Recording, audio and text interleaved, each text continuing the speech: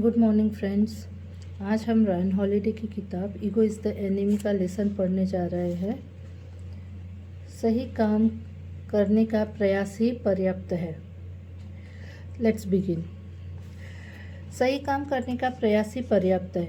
एक कर्मशील व्यक्ति के लिए जो चीज़ सबसे ज़्यादा मायने रखती है वह है सही काम करना। वह परिणाम की परवाह किए बिना अपना पूरा ध्यान सही काम करने पर रखता है। गोएथे। यद्यपि बेलिसरियस पूरे इतिहास में सबसे महान सेनापतियों में से एक है, फिर भी उन्हें अज्ञात सैन्य जनरलों की श्रेणी में रखा जाता है। उनका नाम इतिहास द्वारा इतना मामूली बना दिया गया है और भुला दिया गया है कि उनकी अपेक्षा बहुत कम प्रशंसित जनरल मार्शल को इतिहास में ज़्यादा सकारात्मक दृष्टि से देखा जाता है और ज़्यादा प्रसिद्ध जनरल के रूप में जाना जाता है। यह बात ध्यान देने योग्य है कि सबसे कारगर सैन्य रणनीति मार्शल प्लान को जनरल मार्शल का नाम दिया गया है। रोम के सर्वोच्च सेनापति के रूप में बिजान्टिन के सम्राट जस्टिनियन के मातहत काम करते हुए बेलिसरियस ने कम से कम 3 अवसरों पर पश्चिमी सभ्यता को बचाया था। जब रोम का पतन हो रहा था और बिजान्टिन साम्राज्य कॉन्स्टेंटिनोपल मंत जा रहा था, तब बेलिसरियस ने पश्चिमी सभ्यता को बचाने में महत्वपूर्ण भूमिका निभाई थी। उस महान संकट के दौरान बेलिसरियस ही एकमात्र उम्मीद की किरण थे जिन्होंने ईसाइयत की रक्षा की।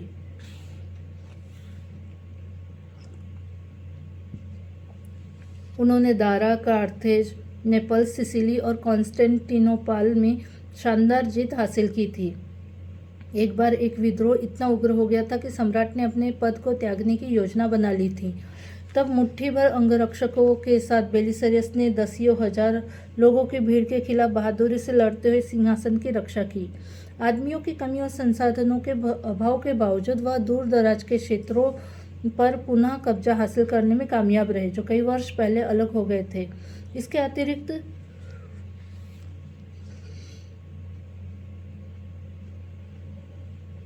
इसके अतिरिक्त बर्बर लोगों द्वारा रोम पर हमला करने और कब्जा करने के बाद से बेलिसरियस ही एकमात्र सेनानायक थे जो रोम पर फिर से सफलतापूर्वक कब्जा करने और बचाव करने में कामयाब रहे।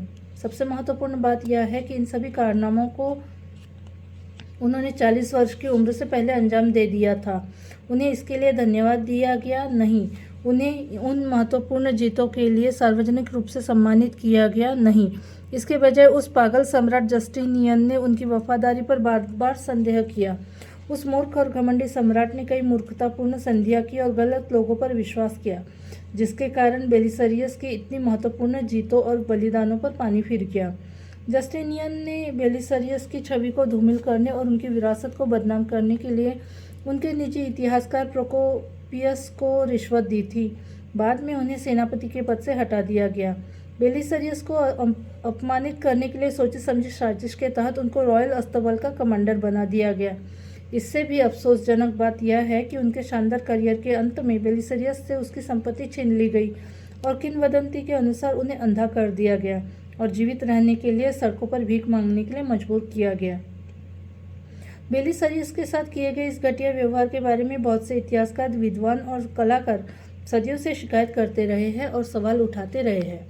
निष्पक्ष विचार रखने वाले लोगों की तरह उन लोगों ने भी इस महान और असाधारण व्यक्ति के साथ किए गए मूर्खतापूर्ण व्यवहार, कृतज्ञता और अन्याय पर क्रोध व्यक्त किया है। एक व्यक्ति था जिसने उस गलत व्यवहार के लिए कभी भी कड़वाहट या क्रोध व्यक्त नहीं किया, न कभी कोई शिकायत की, न तो उस समय, न अपने जीवन के अंत में और न ही अपने निजी पत्रों में, और वह व्यक्ति खुद बेलिसरियस था। विडंबना यह है कि उसके जीवन में शायद कई ऐसे मौके भी आए थे जब वह सिंहासन पर कब्जा कर सकता था।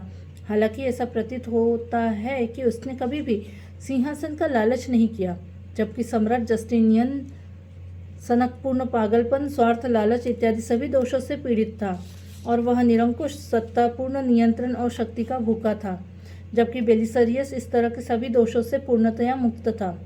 बेलिसरियस की नज़र में वह बस अपना काम कर रहे थे, जिसे वह अपना पवित्र कर्तव्य मानते थे। वह जानते थे कि उन्होंने अपना काम अच्छी तरह किया था। वह जानते थे कि उन्होंने जो किया वह सही था और उनके लिए इतना ही काफ़ी था। जीवन में कई बार ऐसा समय भी आता है जब हम सब कुछ सही करते हैं, शायद पूरी तरह से सही करते हैं, फिर भी परिणाम नकारात्मक होते हैं। असफलता, अनादर, ईर्ष्या या यहाँ तक कि दुनिया के उदासीन व्यवहार का भी सामना करना पड़ता है। दूसरे लोगों की ये प्रतिक्रियाएं हमें किस तरह से प्रभावित करती है, यह इस बात से निर्धारित होता है कि जीवन में हमें कौन सी चीज़ें प्रेरित करती है। यदि हम अपने ईगो से प्रेरित है तो इस तरह की प्रतिक्रियाएं विनाशकारी हो सकती है, क्योंकि हम अपने प्रयासों के लिए पूर्ण प्रशंसा की अपेक्षा करते हैं। इस तरह का रवैया एक खतरनाक रवैया है, क्योंकि जब कोई एक व्यक्ति किसी प्रोजेक्ट पर काम करता है,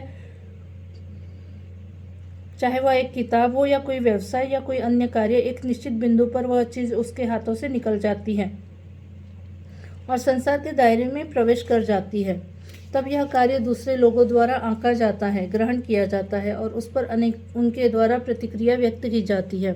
और दूसरे लोग इस कार्य को किस रूप में ग्रहण करेंगे, इस पर किस तरह की प्रतिक्रिया व्यक्त करेंगे, इस पर हमारा कोई नियंत्रण नहीं होता है।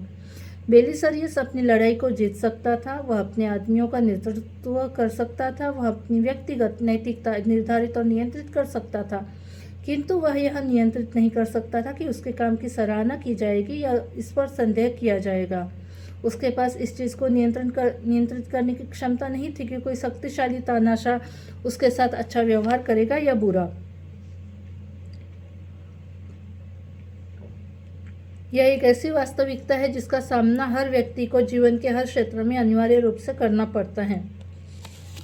बेलिसरियस को जो चीज़ एक खास व्यक्ति बनाती है वह यही है कि उन्होंने इस वास्तविकता को स्वीकार कर लिया था। उन्होंने स्वीकार कर लिया था कि उनके लिए सही काम करना ही पर्याप्त था। उनके लिए अपने देश और अपने ईश्वर की सेवा करना तथा ईमानदारी से अपना कर्तव्य निभाना ही सबसे अधिक मायने रखता था। किसी भी विपत्ति को सहन किया जा सकता था और किसी भी पुरस्कार को अतिरिक्त माना जा सकता था। उनके कार्य इसलिए भी सराहनीय थे क्योंकि न केवल उन्हें अक्सर उनके द्वारा किए गए अच्छे कार्यों के लिए पुरस्कृत नहीं किया जाता था, बल्कि उनके लिए उन्हें दंडित भी किया जाता था। यह पहली बार में बहुत घिनौना लगता है। आक्रोशी वह प्रतिक्रिया है जिसे हम तब व्यक्त कर सकते हैं जब हमारे साथ या हमारे किसी जानने वाले के साथ इस तरह की ज्यादती की जाती है। उनके पास कौन से विकल्प मौजूद थे? क्या उन्हें इन सही कार्यों के बजाय गलत काम करने चाहिए थे? हम सभी अपने अपने लक्ष्यों का पीछा करने में एक ही चुनौती का सामना कर रहे हैं। क्या हम उस चीज़ के लिए कड़ी मेहनत करेंगे जो हमसे छीनी जा सकती है? क्या परिणाम की गारंटी न होने पर भी हम अपने समय और ऊर्जा का निवेश करेंगे? क्या हम सही मंशा के साथ आगे बढ़ने को तैयार हैं?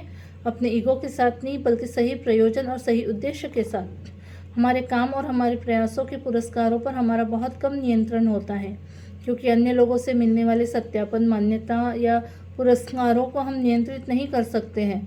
तो हम क्या करने जा रहे हैं? क्या हम दयालु न बने, कड़ी मेहनत न करें, प्रचुर मात्रा में अच्छे उत्पादों का उत्पादन न करें, क्योंकि यह एक ऐसा अवसर हो सकता है जब हमें बदले में पर्याप्त प्रतिफल न मिले। उन सभी कर्मशील लोगों के बारे में सोचें जो केवल अपने मकसद को आगे बढ़ाने के लिए काम करते हैं। उन लीडरों के बारे में सोचें जो अपने कार्यों को पूरा नहीं कर पाए थे, उससे पहले ही उनकी हत्या कर दी गई। उन आविष्कारकों के बारे में सोचें जिनके विचार अपने समय से आगे थे। समाज के मुख्य मानदंडों के अनुसार इन लोगों को उनके काम के लिए उचित रूप से पुरस्कृत नहीं किया गया था। क्या उन्हें अपने कार्यों को नहीं करना चाहिए था? फिर भी अपने ईगो के कारण हम सब ठीक वैसा ही निर्णय लेने के बारे में सोचते हैं।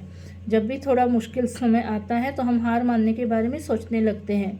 यदि आपका दृष्टिकोण भी ऐसा ही है तो आप कठिन समय को कैसे पार करेंगे? तब क्या करेंगे यदि आपके विचार समय से आगे हैं? आप तब किस तरह प्रतिक्रिया करेंगे यदि बाजार कुछ फर्जी प्रवृत्तियों का समर्थन करता है? तब क्या होगा यदि आपका बॉस या आपके ग्राहक आपकी भावनाओं को नहीं समझ पाएंगे? जब अच्छा और सही काम करना पर्याप्त होता है तो यह कहीं ज़्यादा बेहतर होता है। दूसरे शब्दों में, हम परिणामों से जितना कम जुड़े होते हैं, अच्छे काम करने में पूर्णता पाना उतना ही बेहतर होता है। जब हम अपने स्वयं के मानकों को पूरा करते हैं तो यह हमें गर्व और स्वाभिमान से भर देता है। उस समय हमारा प्रयास ही पर्याप्त होता है, न कि परिणाम, चाहे वे अच्छे हो या बुरे। ईगो के साथ यह लगभग पर्याप्त नहीं होता है। नहीं, यह पर्याप्त नहीं होता है, क्योंकि तब हम पहचाने जाने की ज़रूरत महसूस करते हैं। तब हम उम्मीद करते हैं कि हमें मुआवजा दिया जाना चाहिए। विशेष रूप से ज़्यादा समस्याग्रस्त तथ्य यह है कि अक्सर हमें ये मान्यता और मुआवजा मिल जाते हैं, हमारी प्रशंसा की जाती है, हमें भुगतान दिया जाता है और हम ये मानने लगते हैं कि दो चीज़ें हमेशा एक साथ चलती है। एक्सपेक्टेशन हैंगओवर अनिवार्य रूप से इसके पीछे पीछे आ जाता है। दूसरे शब्दों में, जब हम अपने प्रयासों के लिए मान्यता और वित्तीय पुरस्कार प्राप्त करते हैं तो हम उम्मीद करना शुरू कर देते हैं कि हम उन्हें हमेशा प्राप्त करेंगे, जिससे हकदारी की भावना पैदा हो जाती है। जब हमें वह प्रशंसा और पुरस्कार नहीं मिलता है तो हम निराश और कुंठित हो सकते हैं, जिसके कारण हमारी प्रेरणा और हमारा आत्मसम्मान नकारात्मक रूप से प्रभावित हो सकता है। एक बार सिकंदर महान और प्रसिद्ध निंदक दार्शनिक डायोजनीज के बीच एक असामान्य मुलाकात हुई थी। कथित तौर पर सिकंदर डायोजनीज के पास गया। उस समय वह लेटे लेटे आराम कर रहा था और सुहावनी धूप का आनंद ले रहा था। सिकंदर उसके बिल्कुल नजदीक आकर खड़ा हो गया और उस समय के उस सबसे शक्तिशाली राजा ने गरीबी के लिए कुख्यात उस दार्शनिक से पूछा कि क्या वह उसके लिए कुछ कर सकता है। डायोजनीज कुछ भी मांग सकता था। उस समय उसने धन या शक्ति का अनुरोध करने के बजाय सिकंदर से जो शब्द बोले वे किंवदंती बन गए। मेरी सुनहरी धूप को रोकना बंद करो। 2000 साल बाद भी हम बहुत अच्छी तरह से महसूस कर सकते हैं कि डायोजनीज का एक वह छोटा सा वाक्य सिकंदर के अहंकार पर कितना शक्तिशाली कुठाराघात रहा होगा। एक ऐसे व्यक्ति के लिए जो हमेशा यह साबित करना चाहता था कि वह कितना महत्वपूर्ण था। जैसा कि लेखक रॉबर्ट लुइस स्टीवेंसन ने बाद में इस आकस्मिक मुलाकात के बारे में कहा था, कठिन परिश्रम करना, कठिन पहाड़ियों पर चढ़ना और महान चीज़ें हासिल करना तब एक बहुत मुश्किल और दर्दनाक अनुभव बन जाता है जब सब कुछ हो जाने पर आपको पता चलता है कि लोग आपकी उपलब्धियों की जरा भी परवाह नहीं करते हैं। वे आपके महान कारनामों के प्रति पूरी तरह उदासीन होते हैं। खैर, आप भी इस तरह की प्रतिक्रियाओं के लिए तैयार हो जाइए। यह आपके साथ भी होगा। शायद आपके माता पिता आपके कार्यों से कभी प्रभावित नहीं होंगे। शायद आपकी प्रेमिका आपकी भावनाओं की परवाह नहीं करेगी। हो सकता है कि आपके द्वारा उत्पन्न किए गए लाभकारी परिणाम आपके निवेशक को प्रभावित न कर पाए। शायद दर्शक आपके कर्तव्यों के लिए ताली न बजाए, लेकिन फिर भी हमें आगे बढ़ने और कठिन प्रयास करने में सक्षम होना चाहिए। हम इन बाहरी कारकों को इतना महत्वपूर्ण नहीं होने दे सकते कि यह हमें प्रेरित करे। बेलिसरियस ने अपने जीवन की एक आखिरी सफलता हासिल की। उन पर लगे सभी आरोप निराधार पाए गए और वह निर्दोष साबित हुए और उनके सम्मान को बहाल कर दिया गया। अंत में ही सही, लेकिन फिर भी ठीक समय पर साम्राज्य की रक्षा करने वाले एक सफ़ेद बालों वाले बूढ़े व्यक्ति के रूप में उन्हें सम्मानित किया गया। इस सुखद अंत के बावजूद जीवन हमेशा इतना सीधा नहीं होता है। नहीं, जीवन एक परिकथा नहीं है। उन पर फिर से सम्राट के खिलाफ साजिश रचने का गलत आरोप लगा दिया गया। अमेरिका के महान कवि लॉन्गफेलो की एक प्रसिद्ध कविता में उनके बाद के वर्षों में उन्हें एक गरीब, अक्षम और विकलांग वृद्ध के रूप में दर्शाया गया है। हालांकि इन कठिन परिस्थितियों में भी बेलिसरियस अपने आप को एक महान सेनापति के रूप में दर्शाते हैं। यह भी सहन कर सकता हूँ, मैं अब भी बेलिसरियस हूँ। आपकी सराहना नहीं की जाएगी। आप तबाह हो सकते हैं। आप हैरान कर देने वाली अप्रत्याशित असफलताओं का अनुभव कर सकते हैं। आपकी उम्मीदें पूरी नहीं होगी। हो सकता है आपको हार का सामना करना पड़ जाए। आप विफल हो जाए। फिर आप कैसे कार्य करते हैं और आगे बढ़ते हैं? आप खुद पर और अपने काम पर गर्व कैसे करते हैं? जॉन वुडन अपने खिलाड़ियों को सलाह देते हुए यही कहते हैं, सफलता की अपनी परिभाषा को बदल दो। सफलता मन की शांति है, जो यह जानने में आत्मसंतुष्टि का प्रत्यक्ष परिणाम है कि आपने सर्वश्रेष्ठ बनने के लिए अपना सर्वश्रेष्ठ प्रयास किया है, जो आप बनने में सक्षम हैं। मार्क्स ऑरेलियस ने खुद को याद दिलाया, महत्वाकांक्षा का मतलब है दूसरे लोग जो कहते हैं या करते हैं उससे अपनी भलाई को जोड़ देना, अपनी खुशहाली को दूसरों की राय पर निर्भर कर देना। विवेक का अर्थ है अपनी खुशहाली को अपने कर्मों से जोड़ना। अपना काम करें, इसे बहुत अच्छे ढंग से करें, फिर परिणाम के बारे में सोचना छोड़ दें और ईश्वर को अपना कार्य करने दें। बस इतना ही है जो आपको करना है। मान्यता और पुरस्कार ये चीज़ें केवल अतिरिक्त है। स्वीकृति यह उन दूसरे लोगों पर निर्भर है, न कि हम पर। जॉन केनेडी टोल की महान पुस्तक ए कॉन्फेडरेंसी ऑफ डंसेस को प्रकाशकों द्वारा सार्वभौमिक रूप से ठुकरा दिया गया था। कोई भी प्रकाशक इसे छापने के लिए तैयार नहीं हुआ। इस खबर ने उसका दिल तोड़ दिया, जिसके फलस्वरूप बाद में उसने मिसिसिपी के बिलोक्सी शहर में एक खाली सड़क पर अपनी कार में आत्महत्या कर ली। उसकी मृत्यु के बाद उसकी मां ने इस पुस्तक को खोज निकाला और इस पुस्तक को प्रकाशित करवाने के लिए लगातार प्रयास किया, जब तक कि यह छप नहीं गई और अंततः इस पुस्तक ने पुलित्जर पुरस्कार जीता। एक पल के लिए इस बात पर विचार करें, टूल की इस पुस्तक को अलग अलग समय पर प्रकाशकों के सामने प्रस्तुत किया गया तो क्या बदला था? कुछ नहीं, पुस्तक वही थी। इसकी विषय वस्तु तब भी उतनी ही महान थी जब टोल ने इसे पांडुलिपि के रूप में प्रकाशकों के सामने प्रस्तुत किया था और इसको छपवाने के लिए संपादकों के साथ माथापच्ची की थी। और इसकी विषय वस्तु तब भी उतनी ही महान थी जब यह पुस्तक के रूप में प्रकाशित हुई और इसकी बहुत सारी प्रतियां बेची गई और इसने काफ़ी पुरस्कार भी जीते। यदि केवल टूल इस बात को समझ जाता तो इससे उसका दिल टूटने से बच जाता।